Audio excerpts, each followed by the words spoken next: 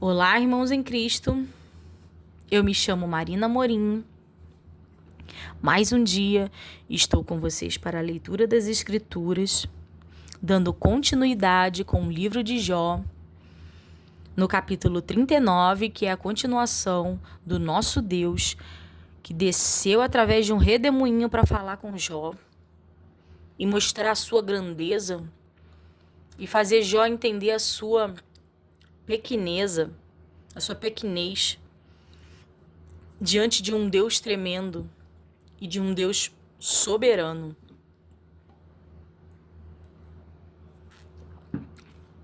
Nós estaremos lendo mais 5 capítulos no dia de hoje,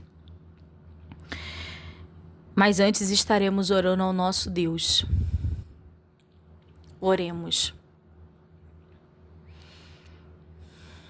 Senhor Deus e Pai, louvado e engrandecido seja o teu santo nome, Pai. Eu me coloco mais uma vez diante da tua presença. Eu venho pedir que o Senhor venha continuar a iluminar o nosso entendimento, Pai, no dia de hoje. Que o Senhor venha trazer renovo, transformação a mim e aos meus irmãos, aos quais estão acompanhando a leitura, buscando do Senhor, buscando de Ti, Pai, conhecimento. Entra, Pai, em nossos corações e em nossas mentes, transforma tudo, Pai. Tira tudo, Senhor, do lugar, tudo que está errado, tudo que nos afasta de Ti, Pai.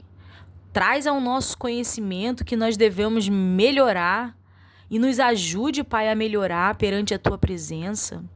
Que nós não venhamos ser, Senhor, vasos quebrados e que permanecemos quebrados diante da Tua presença. Queremos ser renovados, queremos ser refeitos, queremos ser preenchidos com o Teu azeite.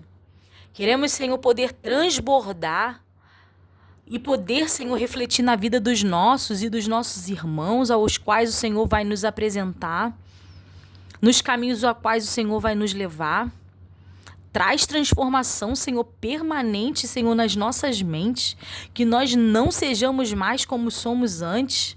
Que nós possamos, Senhor, ser totalmente mudados e entendidos, cheios da sua sabedoria, Pai, cheio do seu Espírito. Que nós possamos fazer a diferença na vida dos nossos irmãos, dos nossos parentes, da nossa família, da nossa casa, dos nossos amigos, Pai. Que venhamos ser diferença até para os nossos inimigos. Que os nossos inimigos possam sentir de Deus nas nossas vidas. Ao ponto, Senhor, que eles também venham a ser transformados através, Senhor, do que nós fomos transformados pela sua forte mão. Porque tudo, Senhor, é Teu. Tudo é Teu, Pai. Glória a Deus. Tudo é Teu. Eu creio, Senhor, que o Senhor está nos levando a lugares maiores. Que o Senhor vai trazer renovo e transformação nas nossas vidas. Eu creio que o Senhor está mudando tudo de lugar.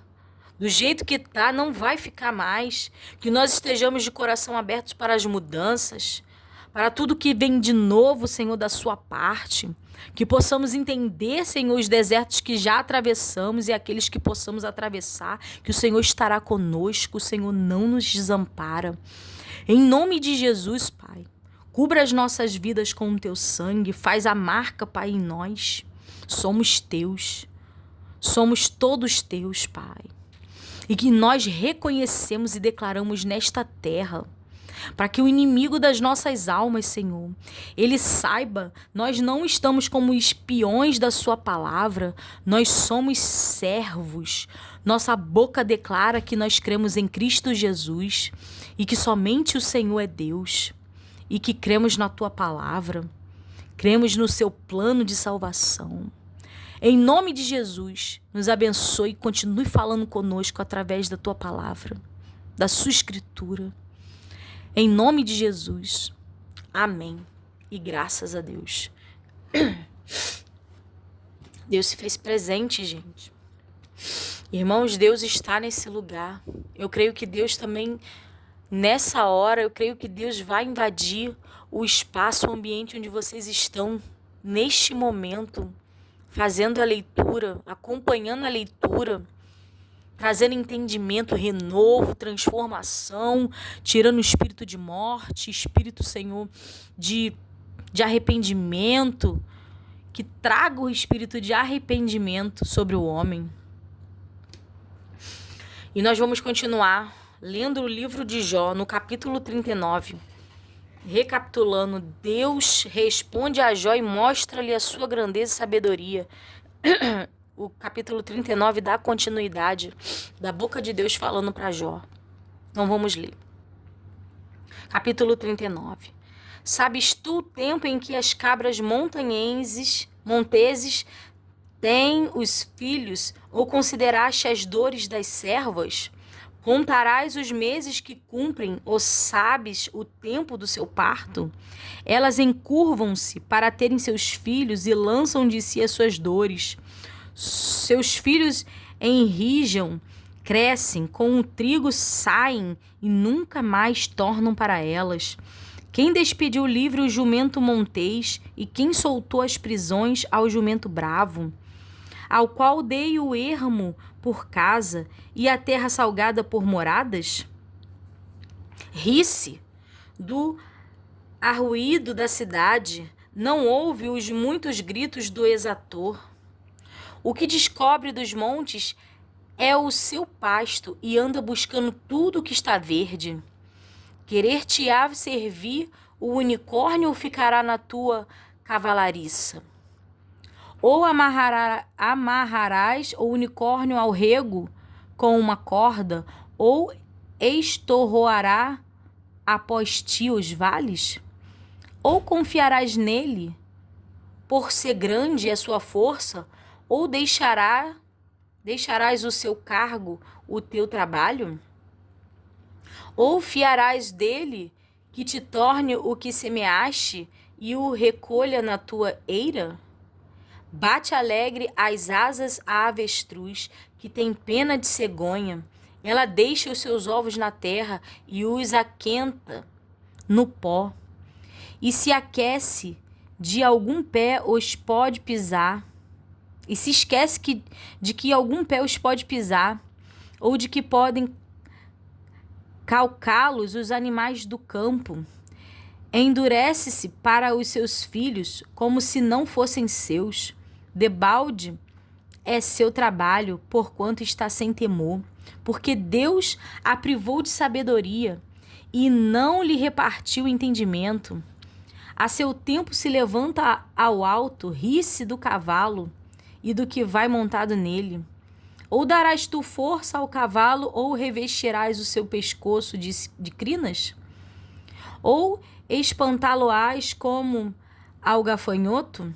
Terrível é o fogoso respirar das suas ventas. Escarva a terra e folga na sua força, e sai ao encontro dos armados. Ri-se do temor e não se espanta, e não torna atrás por causa da espada. Contra ele rangem os aljava, o ferro flamejante da lança e do dardo. Sacudindo-se e removendo-se, escarva a terra, e não faz caso do som da buzina. Ao soar das buzinas diz, eia! E de longe cheira a guerra, e o trovão dos príncipes e o alarido. Ou voa o gavião pela tua inteligência, estendendo as suas asas para o sul? Ou se remonta a águia ao teu mandado e põe no alto o seu ninho? Nas penhas mora e habita, no cume das penhas e nos lugares seguros. Dali descobre a presa seus olhos e a avistam desde longe. Seus filhos chupam o sangue e onde há mortos, ela aí está. Capítulo 40. Respondeu mais o Senhor a Jó e disse, porventura o contender contra o Todo-Poderoso é ensinar? Quem assim argui a Deus, responda a estas coisas. Então Jó respondeu ao Senhor e disse, eis que sou vil, que te responderia eu. A minha mão ponho na minha boca. Uma vez tenho falado e não replicarei, ou ainda 2 vezes, porém não prosseguirei. Então o Senhor respondeu a Jó desde a tempestade e disse: cinge agora os teus lombos como varão. Eu te perguntarei a ti e tu me responderás. Porventura também farás tu vão o meu juízo? Ou me condenarás para te justificares? Ou tens braço como Deus? Ou podes trovejar com voz como a sua? Orna-te, pois, da excelência e alteza, e veste-te de majestade e de glória. Derrama os furores da tua ira e atenta para o soberbo, para todo soberbo, e abate-o. Olha para todo o soberbo e humilha-o, e atropela os ímpios no seu lugar. Esconde-o juntamente no pó, ata-lhes os rostos em oculto. Então também eu te confessaria que a tua mão diria de haverá livrado.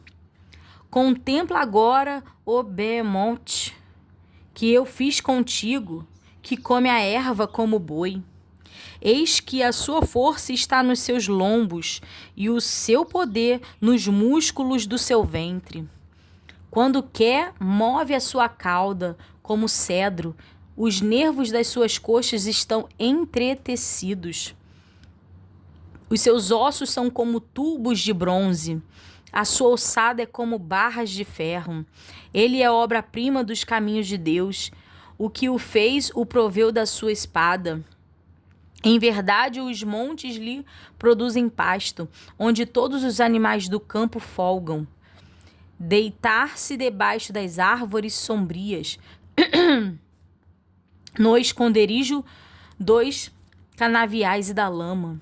As árvores sombrias o cobrem com a sua sombra. Os salgueiros dos ribeiros o cercam. Eis que um rio transborda e ele não se apressa, confiando que o Jordão possa entrar na sua boca.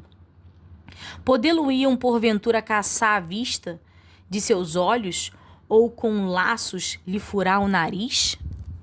Capítulo 41.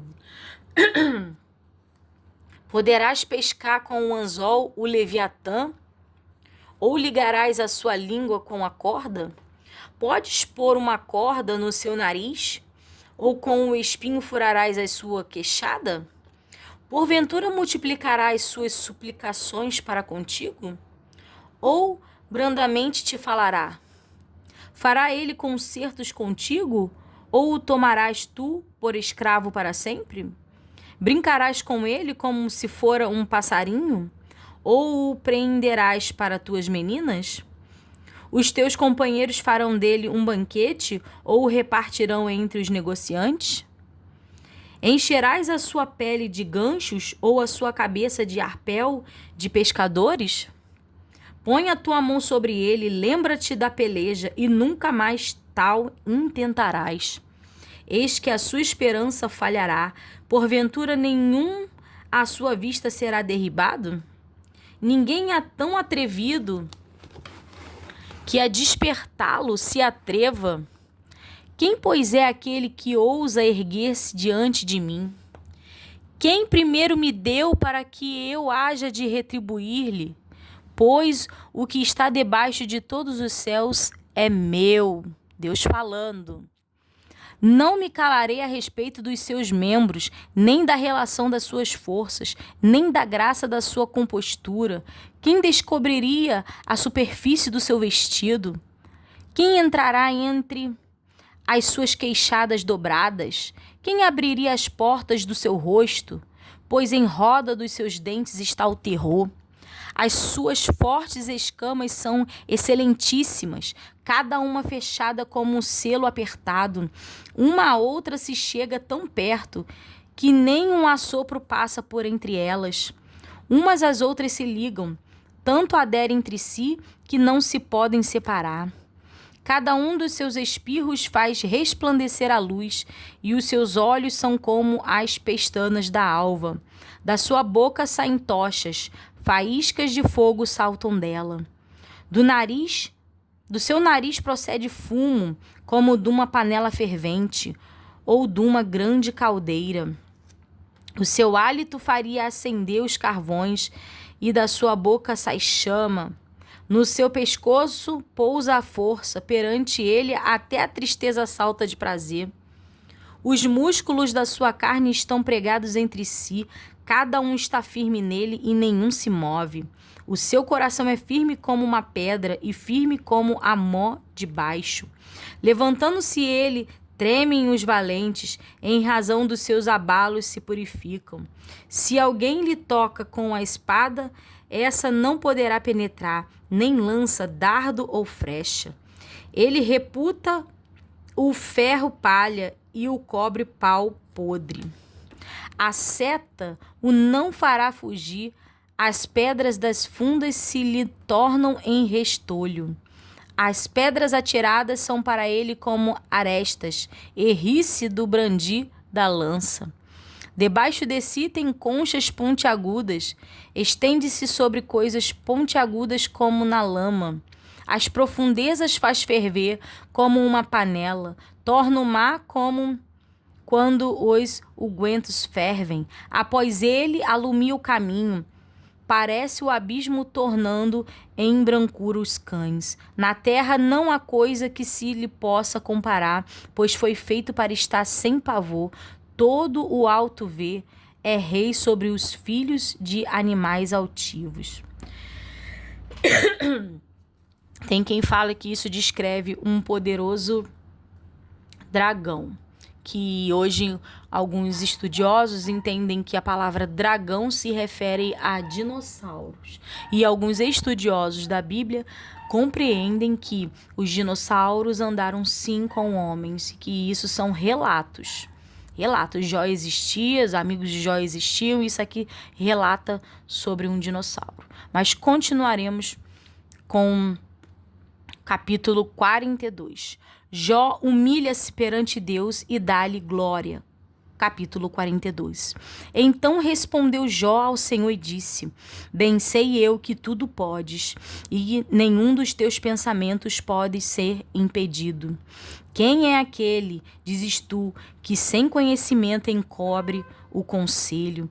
Por isso falei do que não entendia, coisas que para mim eram maravilhosíssimas e que eu não compreendia. Escuta-me, pois, e eu falarei, eu te perguntarei e tu ensina-me. Com o ouvido dos meus ouvidos ouvi, mas agora te veem os meus olhos. Por isso me abomino e me arrependo no pó e na cinza. Deus manda os amigos de Jó ir ter com ele e oferecer sacrifício. Sucedeu, pois, que, acabando o Senhor de dizer a Jó aquelas palavras, o Senhor disse a Elifaz, o temanita: A minha ira se acendeu contra ti e contra os teus 2 amigos, porque não dissestes de mim o que era reto, como o meu servo Jó. Tomai, pois, 7 bezerros e 7 carneiros, e ide ao meu servo Jó, e oferecei holocaustos por vós, e o meu servo Jó orará por vós, porque deveras a ele aceitarei, para que eu vos não trate conforme a vossa loucura, porque vós não falastes de mim o que era reto como o meu servo Jó. Então foram Elifaz, o temanita, e Bildade, o suíta, e Zofar, o naamatita, e fizeram como o Senhor lhe dissera, e o Senhor aceitou a face de Jó. Deus confere a Jó o dobro da prosperidade que antes tinha. E aqui está sublinhado porque isso aqui é um versículo no capítulo 42, versículo 10, é importantíssimo os irmãos compreenderem. Olha o que está dizendo. E o Senhor virou o cativeiro de Jó quando orava pelos seus amigos. Deus virou o cativeiro de Jó quando orava por seus amigos. Devemos orar uns pelos outros. E o Senhor acrescentou a Jó outro tanto em dobro a tudo quanto dantes possuía. Então vieram a ele todos os seus irmãos e todas as suas irmãs e todos quantos dantes o conheceram, e comeram com ele pão em sua casa, e se condoeram dele, e o consolaram de todo o mal de que o Senhor lhe havia enviado. E cada um deles lhe deu uma peça de dinheiro, e cada um pendente de ouro. E assim abençoou o Senhor o último estado de Jó, mais do que o primeiro, porque teve 14.000 ovelhas, e 6.000 camelos, e 1.000 jumentas de bois, e 1.000 jumentas. Também teve 7 filhos e 3 filhas, e chamou o nome da primeira Gemima, e o nome da outra Cássia, e o nome da terceira Querem Apuque.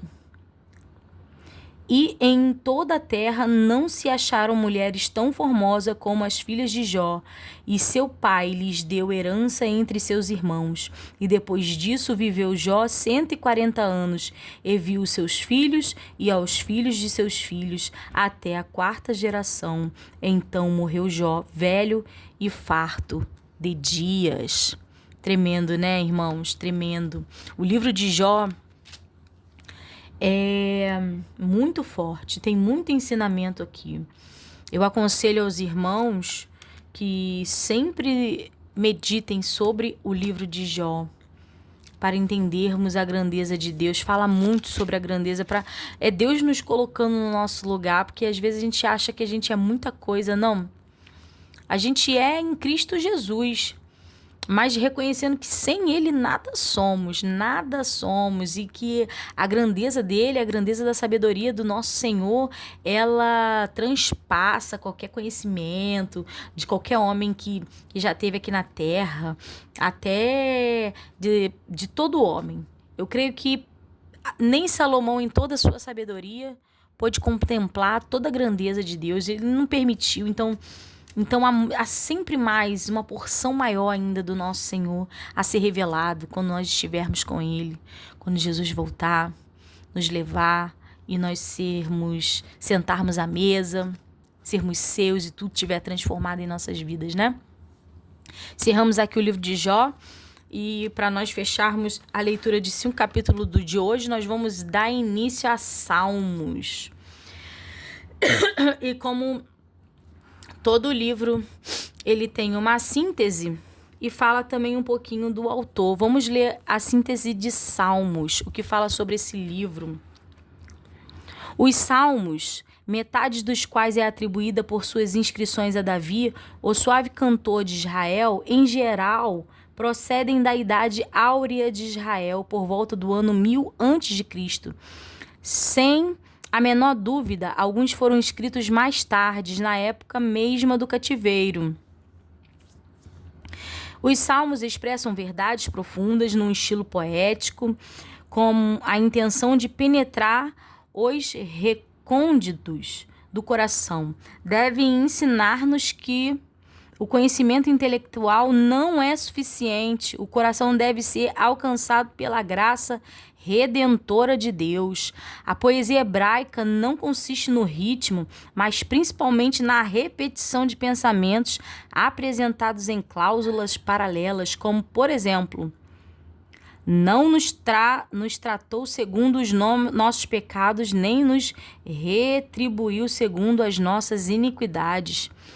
Se prestarmos atenção a este paralelismo, poderemos, às vezes, interpretar palavras obscuras mediante o paralelo mais claro. Outro recurso que se aprega com frequência no artifício poético é a dramatização.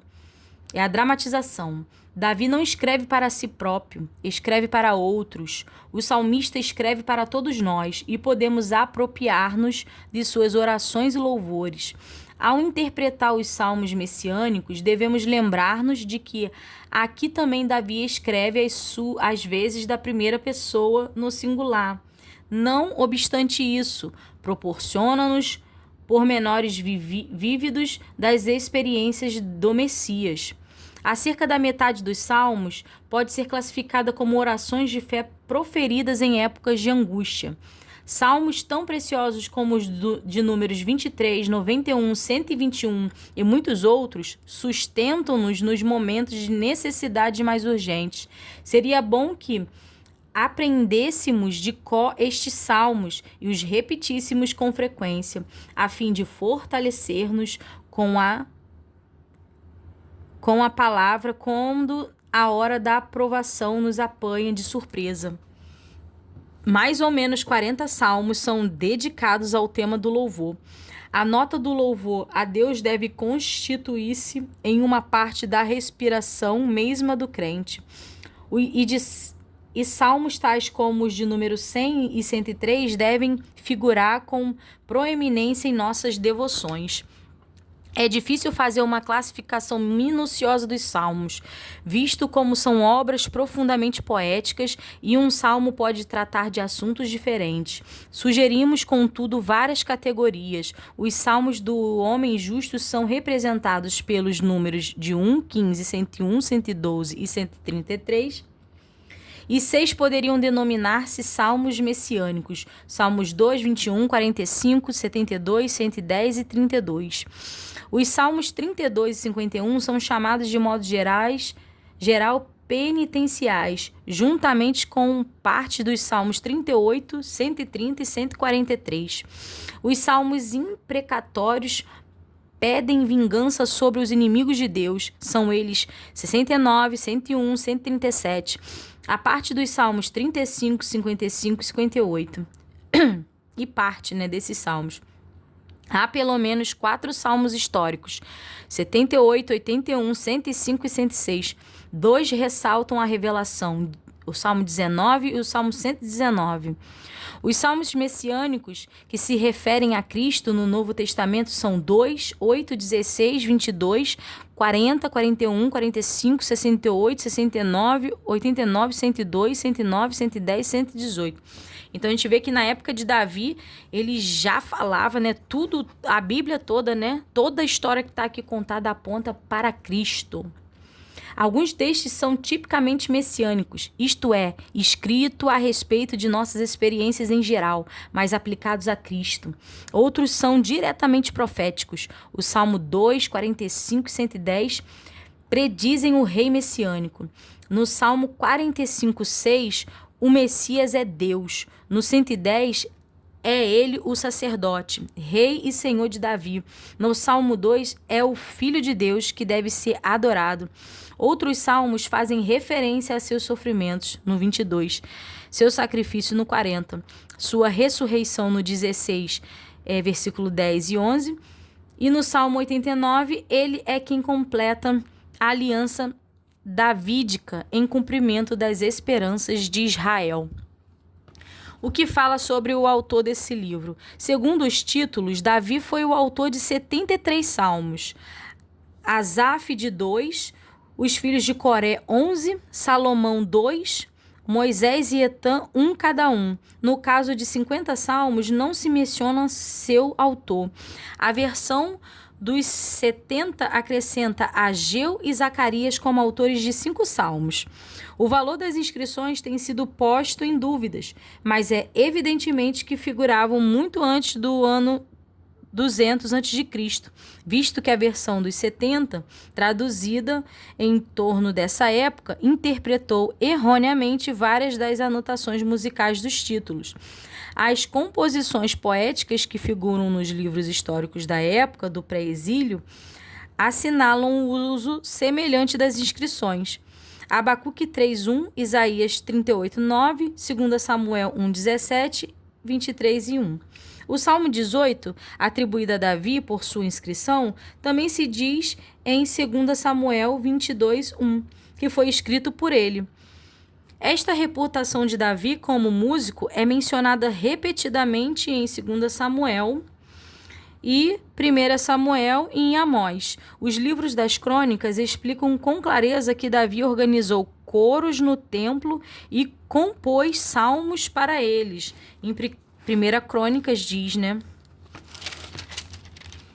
As expressões musicais enigmáticas das inscrições acham-se frequentemente relacionadas pelo livro das Crônicas com este trabalho de Davi. Isso no 1 Crônicas, né? E também compare os livros dos Salmos 12, 38, 46, 105 e 148, entre outros. Finalmente, o Senhor, Jesus Cristo, fundamentou um importante argumento sobre a validez do título de Salmo 110, que fala no livro Marcos 12, 36. Não parece existir prova positiva contra o ponto de vista tradicional de que a maior parte dos salmos foi escrita em torno do ano 1000 a.C., como o afirmam as inscrições. As novas provas deveridas dos pergaminhos do mar, na verdade, derivadas, né? As novas provas derivadas dos pergaminhos do Mar Morto descartam a ideia de que as escrituras de alguns salmos se estendeu até o 2º século a.C., conforme o sustentaram alguns exegetas do passado. Então, aqui nós vamos dar início ao livro de Salmos e vamos ler, para encerrar assim, um capítulo do dia de hoje, o Salmo 1. Então, vamos lá. A felicidade dos justos e o castigo dos ímpios. Salmo 1, né? É o capítulo 1, Salmo 1. Bem-aventurado o varão que não anda segundo o conselho dos ímpios. Já escutamos muito, né, irmãos? E tá aqui em Salmos. Então, vamos ler de novo. Bem-aventurado, nós somos bem-aventurados quando não ouvimos os conselhos dos ímpios. Porque muitas das vezes nós temos amigos que não servem a Deus, ou que não sejam amigos, ou que sejam só conhecidos, ou que conhecemos agora, recentemente, e eles nos dão um conselho, mas eles não servem a Deus, eles não são guiados por Deus. E aí nós nos apropriamos dos seus conselhos. Mas a palavra de Deus diz que bem-aventurados o varão que não anda segundo o conselho dos ímpios, nem se detém no caminho dos pecadores, nem se assenta na roda dos escarnecedores. Fala de muita coisa, né? Fala dos ímpios, o conselho dos ímpios, o caminho dos pecadores, e se assentar na roda dos escarnecedores é se fazer como eles, né? Porque Jesus ia e sentava com os pecadores. Mas Jesus não fazia conforme eles faziam. Não era escarnecedor, não pecava e não se apropriava de conselho de ímpio. Antes tem o seu prazer na lei do Senhor e na sua lei medita de dia e de noite. É o que estamos fazendo, irmãos, que devemos fazer mais e mais. Então, meditar na lei de dia e de noite, nós somos considerados bem-aventurados. Antes tem o seu prazer na lei do Senhor e na sua lei medita de dia e de noite. Pois será como a árvore plantada junto a ribeiros de águas, a qual dá o seu fruto na estação própria, e cujas folhas não caem, glória a Deus, e tudo quanto fizer prosperará. Então vamos ler de novo. Pois será como a árvore plantada junto a ribeiros de águas, a qual dará o seu fruto na estação própria. Então cada um de nós somos como árvores plantadas junto a ribeiros de águas, que daremos o nosso fruto na nossa estação própria, no tempo determinado por Deus, porque estaremos sendo nutridos pela água, né, dos ribeiros, e ele é água viva, né? E as folhas, cujas folhas não caem, e tudo quanto fizer prosperará, glória a Deus. A gente fala da teoria da prosperidade, que nós estamos no fim dos tempos, né? Jesus está voltando, mas ainda assim, enquanto nós estivermos nessa terra, Deus andará conosco. Então, enquanto nós estivermos aqui, daremos o nosso fruto na estação própria, as nossas folhas não cairão e tudo quanto fizermos prosperará. Não são assim os ímpios, mas são como a moinha que o vento espalha, pelo que os ímpios não subsistirão no juízo, nem os pecadores na congregação dos justos, porque o Senhor conhece o caminho dos justos, mas o caminho dos ímpios perecerá. Que nós possamos sempre estar voltados para o Senhor, antes tendo o prazer na lei do Senhor e na sua lei, meditando de dia e de noite. Somente até aqui, irmãos, foi tremendo o dia de hoje.